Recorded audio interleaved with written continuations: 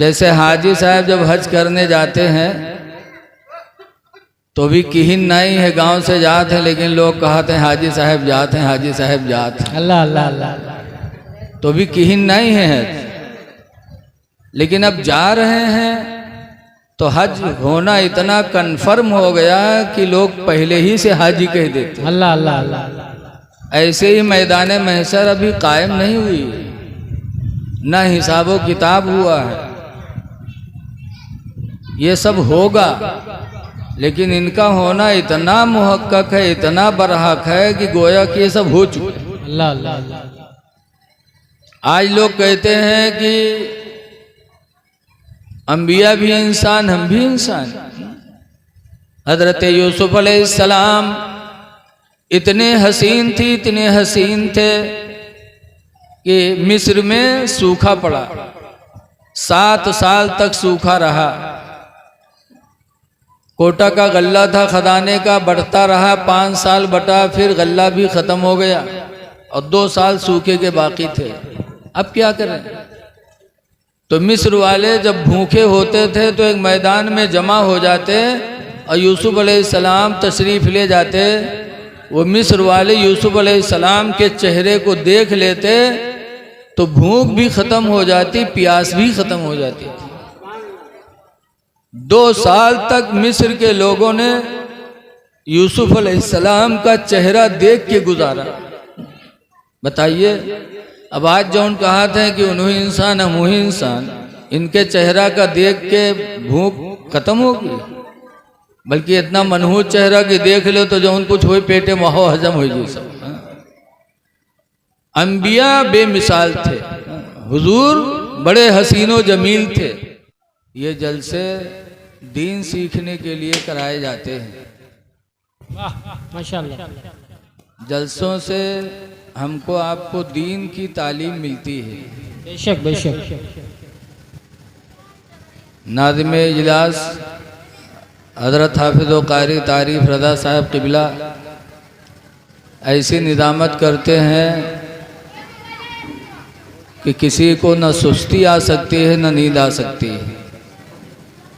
सबको हरकत में रखते हैं। इनके अंदर अल्लाह ने एक ये जज्बा दिया है। जज़ाकल्लाह।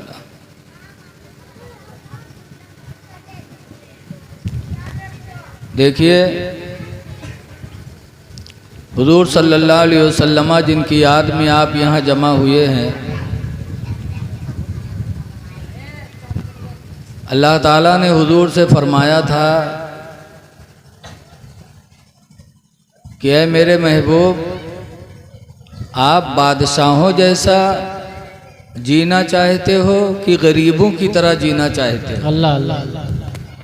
बादशाही ज़िंदगी चाहते हो कि गरीबी की ज़िंदगी चाहते हो? तो मेरे नबी ने फरमाया था, परवरदिगार मुझे गरीबी की ज़िंदगी अता फरमा दे।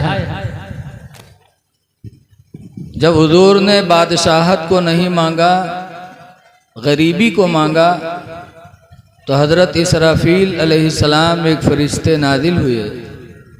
उन्होंने कहा, या रसूल अल्लाह सल्लल्लाहु अलैहि वसल्लम, आपकी इस सादगी पर खुदा इतना राज़ी है, इतना राज़ी है कि क़यामत के दिन कब्रों से सबसे पहले अल्लाह आपको उठाएगा। वाह वाह, सुभान अल्लाह सुभान अल्लाह। और इसी वजह से अल्लाह ताला आपको क़यामत के दिन शफाअत का मकाम भी अता फरमाएगा। वाह वाह वाह वाह। लेकिन हम तो यही जानते हैं कि क़यामत अभी आएगी, मैदान महशर कायम होगा। लेकिन अभी हमारे हजरत ने तकरीर किया तो बताया सब हो ही चुका।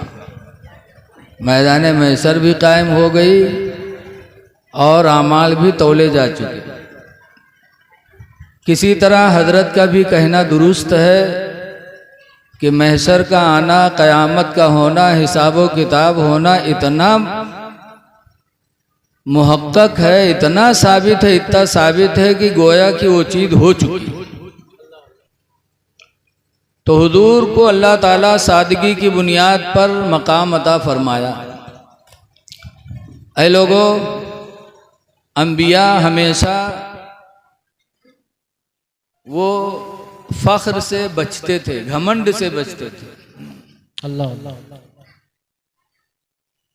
इसीलिए हजरत सुलेमान अलैहिस्सलाम एक नबी गुजरे हैं, हुजूर फरमाते खुय्यरा सुलेमानो, अल्लाह ताला ने सुलेमान अलैहिस्सलाम को इख्तियार दिया। सुलेमान पैगंबर को भी इख्तियार दिया गया था, जैसे हुजूर को इख्तियार दिया गया कि चाहो तो बादशाही ज़िंदगी ले लो, चाहो तो गरीबों की ज़िंदगी ले लो। तो हुजूर ने गरीबी की ज़िंदगी पसंद फरमाया। ऐसे हजरत सुलेमान अलैहिस्सलाम से भी इख्तियार दिया गया था। खुय्यरा सुलेमानो बैनल इल्मी वल माली वल मुल्क, सुलेमान अलैहिस्सलाम को 3 चीज़ों के दरमियान इख्तियार दिया गया था। क्या सुलेमान, चाहो तो माल ले लो, चाहो तो बादशाहत ले लो, और चाहो तो इल्म ले लो। 3 चीज़ों में से जो चाहो तुम पसंद कर लो।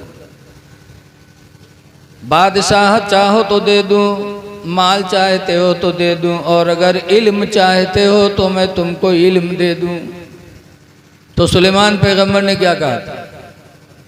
बढ़ियन पूर्वक आदमी हो तो कहा नहीं, अल्लाह बादशाहत दे दे या माल दे दे, हम मुंह मांगे। लेकिन हमारे अल्लाह के नबी फरमाते हैं फ़ख्तारा सुलेमान अलैहिस्सलाम अल इल्मा, तो सुलेमान पैगंबर ने इल्म को पसंद फरमाया था। बादशाहत नहीं मांगी, माल नहीं मांगा था, सुलेमान पैगंबर ने इल्म मांगा था कि अल्लाह मुझे इल्म अता फरमा दे। जब इल्म मांगा सुलेमान अलैहिस्सलाम ने, तो इल्म की बरकत देखो, इल्म की बरतरी देखो। फ़उतिया सुलेमानुल मुल्को वल मालो बेबरकतिल इल्मी, तो सुलेमान को माल भी दे दिया गया, बादशाहत भी दे दी गई इल्म दीन की बरकत से। इल्म की बरकत से अल्लाह इतना खुश हुआ कि अल्लाह ने इल्म तो दिया ही सुलेमान पैगंबर को, लेकिन बादशाहत भी दे दी और माल भी दे दिया। और ऐसी बादशाहत नहीं एक मुल्क के नहीं, बल्कि पूरी दुनिया की बादशाहत अल्लाह ने सुलेमान अलैहिस्सलाम को अता किया। और इंसानों ही के नहीं, बल्कि जिन्नातों की भी बादशाह थी, जिन्नात भी उनके कब्जे में रहा। आज है कोनो मंत्री जिसके कब्जे में जिन्नात हो, एक जिन्नात अगर पकड़ ली तो सारा मामला दरहम बरहम हो जाएगा। जिन जिस पर सवार हो जाता उसकी दुनिया बर्बाद हो जाती, देखा होगा आप लोगों ने। हाँ, अगर पीछा छोड़ा था तो कचौछा मार, और कचौछा में जाकर छोड़ता है तो किसके वसीले से? हजरत मखदूम अशरफ जहांगीर समनानी रहमतुल्लाह अलैह के वसीले से। और वो भी कैसे थे? तारिकुस सल्तनत थे, बादशाह थे, लेकिन बादशाहत को ठोकर मारी थी मखदूम अशरफ अली रहमा ने, और फ़कीरी की ज़िंदगी बसर की। कचौछा आए तो अल्लाह ने वो मकाम दे दिया कि अजिन्ना भी उनसे पनाह मांगते। आज चले जाओ कचौछा, इतने लोगों की भीड़ मिलती है, मर्दों औरतों की, कि शायद आपको कहीं बारहा नहीं मिल सकती। तो सुलेमान अलैहिस्सलाम को अल्लाह ने इल्म के वसीले से बादशाहत भी दिया और माल भी दिया। इसलिए लोगों, ये इल्म की महफिल है, जलसे जुलूस में जाया करो। लेकिन बहुत से लोग हैं, कहते हुआ कहा जे जत्ता मौलवी बताइए, वत्ता तो हम जानते हैं। एक किताब उर्दू पढ़ लीन तो सबसे काबिल बन गए। हुजूर सल्लल्लाहु अलैहि वसल्लम को अल्लाह ताला ने हमारी आपकी हिदायत के लिए भेजा था। हुजूर सिर्फ इसलिए नहीं आए थे कि हम उनका जुलूस निकालें, उनकी महफिल सजाएं। जुलूस निकालना सवाब है, महफिल सजाना सवाब है, लेकिन हुजूर आए थे हमको तुमको बुराइयों से दूर करने के लिए। हम जलसा करा लें और बुराई से दूर न हो तो हमारा मकसद तो बेकार है। हुजूर इतने हसीन थे, इतने हसीन थे कि जब हुजूर ने मक्का छोड़ा, मदीना गए, तो मक्का के लोगों ने ऐलान कर दिया था कि जो उनको पकड़ के लाएगा 100 ऊंट इनाम दिया जाएगा। अल्लाह अल्लाह अल्लाह। तो एक बुरीदा असलमी थे, 70 लोगों को लिया और गए हुजूर के लिए गाड़ा बैठ गए। आज भी देहात में गाड़ा बैठा था, कोई मारे खोते तो बोलो गाड़ा समझते हैं ना हम लोग। 70 लोगों को लेकर बुरीदा असलमी मदीने से पहले गाड़ा बैठ गए। और मेरे नबी जब हिजरत करके वहाँ पहुँचे और बुरीदा असलमी की निगाह मेरे नबी के चेहरे पे पड़ी, तो हुजूर का चेहरा देखते ही बुरीदा ने पुकारा था, खुदा की कसम ये चेहरा किसी झूठे का चेहरा नहीं हो सकता, ये चेहरा किसी नबी रसूल ही का है। तो बुरीदा असलमी ने मेरे नबी का चेहरा देखा और इस्लाम को कबूल कर लिया था।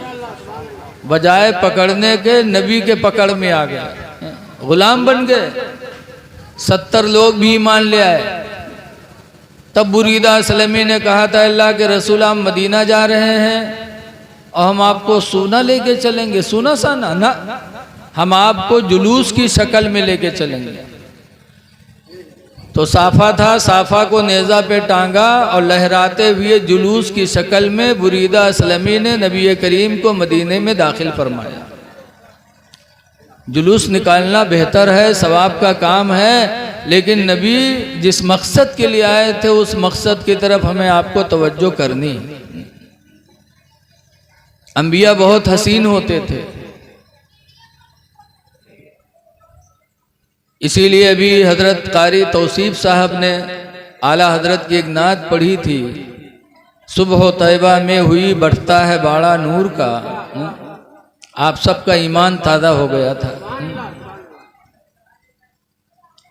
तो जिस नबी के महफिल में हम आए हैं उस नबी के आने का मकसद भी देखो। नबी करीम सल्लल्लाहु अलैहि वसल्लम मोजिज़ा बन के तशरीफ लाए। अंबिया भी मोजिज़ा बनकर आए। हुजूर से पहले हजरत ईसा अलैहिस्सलाम आए थे तो 3 काम करते थे। कुरान हकीम में कहते हैं, उबरीउल अकमह वल अबरसा व उहयिल मौता बिइज़्निल्लाह, कि मैं अंधों को शिफा देता हूँ, कोढ़ियों को शिफा देता हूँ और मुर्दे को जिंदा करता हूँ। कुरान में ईसा अलैहिस्सलाम 3 काम करते थे। मादरजात कोई अंधा होता, आँख पे हाथ फेर देते तो आँख की रोशनी आ जाती, कोढ़ी पे हाथ रख देते कोढ़ चला जाता, मुर्दे से कहते खड़ा हो जा तो मुर्दा जिंदा होके खड़ा हो जाता। तो उस ज़माने में हजरत याहया अलैहिस्सलाम थे, उन्होंने खबर भिजवाई कि जाके ईसा पैगंबर से कह दो, इतने बड़े बड़े मोजिज़ात दिखाते हैं, तो आखिरी ज़माने में जो नबी आएंगे उनके मोजिज़े का आलम क्या होगा। याहया ईसा अलैहिस्सलाम फरमाते हैं, वो तो इतने मोजिज़े वाले होंगे कि मेरा दिल चाहता है कि अल्लाह ताला मुझे उनकी उम्मत में पैदा फरमा देता। सरकार का मोजिज़ा, जब मक्का में हुजूर ने फरमाया मैं नबी हूँ, तो मक्का के लोगों ने कहा था आप नबी हैं? कहा ये आसमान पर जो चांद है क्या इसको 2 टुकड़े कर सकते हो? कहा। हुजूर ने इशारा फरमाया तो कुरान में है कि आधा चांद आसमान पे लगा रहा और आधा चांद मक्का की पहाड़ी बू कुबैस पे आके रुक गया, चांद 2 टुकड़े हो गया। कुरान में अल्लाह फरमाता इक़्तरबतिस साअतो वंशक़्क़ल क़मरो, क़यामत करीब है और चांद 2 टुकड़े हो गया। कुरान से शायद। इसीलिए एक और वाक़या सुनो तब बताते हैं। आज देखो आप हुजूर से मोहब्बत करते, सहाबा से मोहब्बत करते। मुहर्रम का महीना आता तो हम या अली करते, लेकिन हज़रत अली की ज़िंदगी देखो। मक्का के करीब एक जगह है जिसका नाम है साहबा।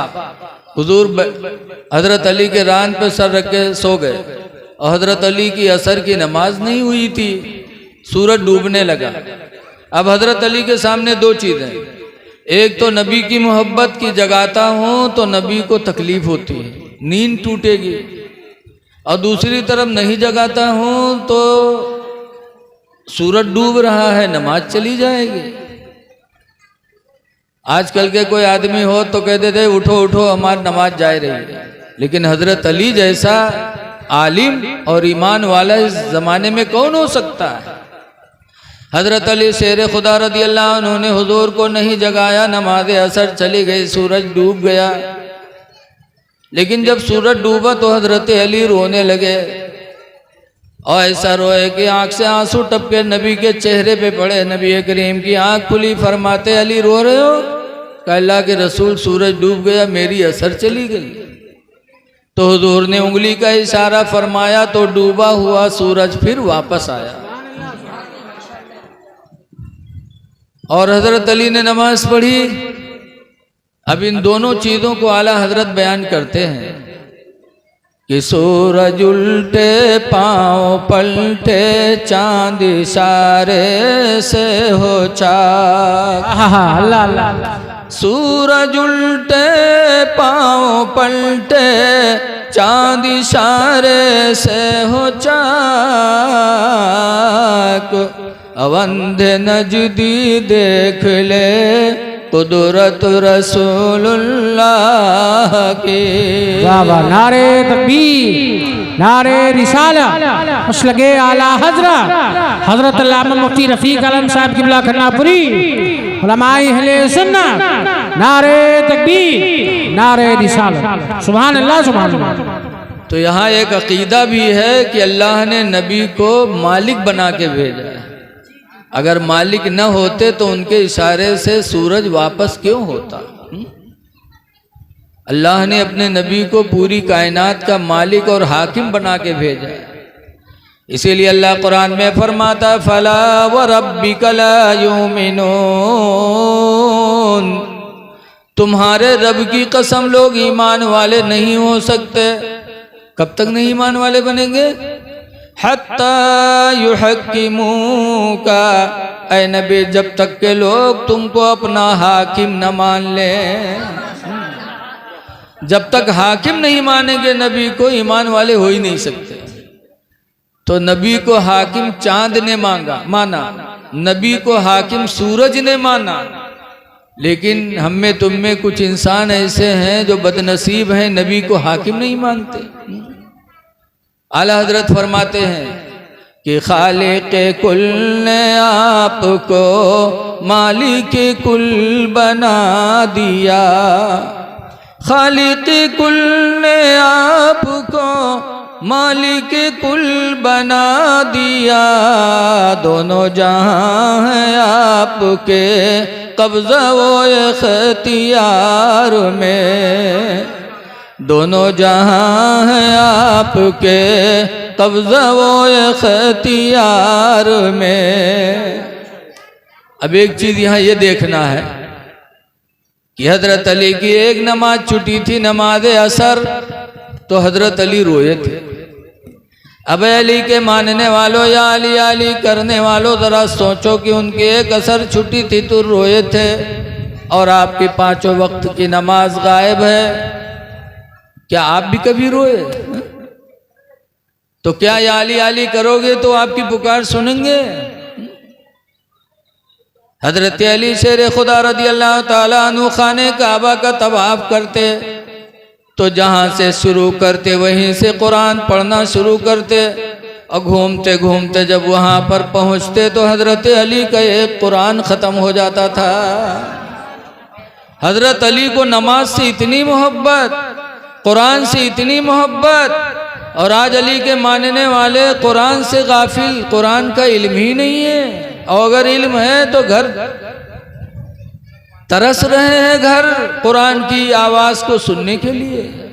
ऐ लोगों, मोहब्बत जब ही मानी जाएगी अली की जब हमारी नमाज़ें अदा होंगी और हमारे घर में कुरान की तिलावत होगी। नमाज, आज असर की नमाज उन्होंने नहीं पढ़ी थी तो रोए थे। ऐ लोगों, आज बीमारियां हमारे तुम्हारे अंदर पैदा हैं। हुजूर फरमाते मन तरका सलातल असरी, जिसने नमाज असर को छोड़ा, फलैसत फी जिस्मिही कुव्वतुन, तो उसके बदन में कोई ताकत न होगी। अगर बदन में ताकत चाहते हो, जिस्मानी वर्जिश चाहते हो, तो नमाज असर पढ़ो। नमाज असर की बरकत से अल्लाह ताला बीमारियों से आपको शिफा अता फरमा देगा। मिंबर पे बैठा हूँ, हकीकत में अल्लाह ने इनको इखलाक से भी माला माल किया। कई साल पहले हजरत के वतन में मैं तकरीर करने गया था, तो हजरत जब तक मैं गांव में रहा, हजरत मेरे साथ रहे और हर तरीके से हजरत ने मुझे सुकून दिया। वो दिन मुझे आज भी याद हैं। तो आप इनकी तकरीर को सुने। मैं 5 मिनट के अंदर अपनी बात ख़त्म कर रहा हूँ। हजरत ज़ैद बिन हारिसा ने जब कहा कि अल्लाह के रसूल मुझे न भेजिए, तो काब जो ज़ैद के चचा थे कहने लगे, बेटा ज़ैद तुझको क्या हो गया कि तू गुलामी की जिंदगी को पसंद कर रहा है, आज़ादी की जिंदगी नहीं पसंद कर रहा है।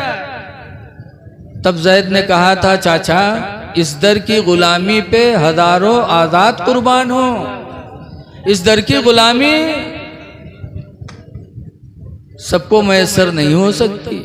कहा था, या रसूल अल्लाह तेरे टुकड़ों पे पले गैर की ठोकर पे न डाल, तेरे टुकड़ों पे पले गैर की ठोकर पे न डाल, और झिड़कियाँ खाए कहाँ छोड़ के सदका तेरा।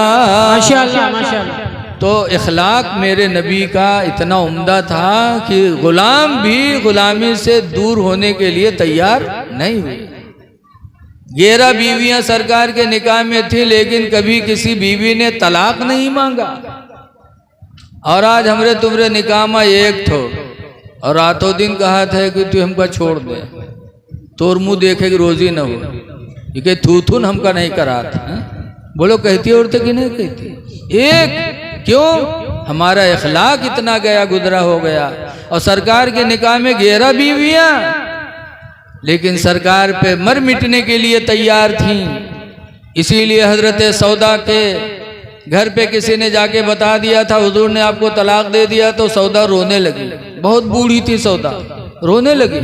हुजूर आगे कहा, सौदा रो रही हो? कहा, अल्लाह के रसूल कौन सी गलती हो गई कि आपने मुझे तलाक दे दिया? हुजूर फरमाते, नहीं सौदा किसने कहा? तब सौदा चुप हो गई। तब हुजूर फरमाते हैं, सौदा तुम इतनी बूढ़ी हो गई हो कि इस उम्र में अब शौहर की हाजत नहीं होती औरतों को, तो तलाक दिया नहीं हो, लेकिन अगर दे दूं तो तुम्हें इतनी तकलीफ क्यों होती है?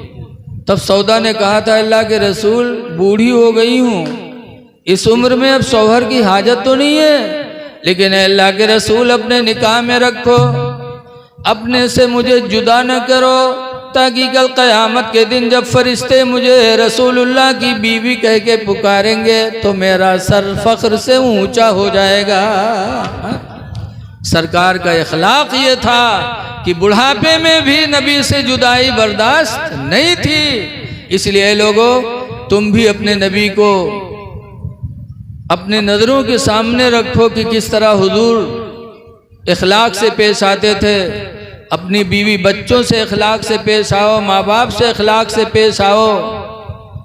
इसी में हमारी तुम्हारी कामयाबी है। दुआ है कि अल्लाह ताला हमको आपको अपने नबी के उसवे हसना पे चलने की तौफीक अता फरमाए। अस्सलामु अलैकुम व रहमतुल्लाहि व बरकातुहू।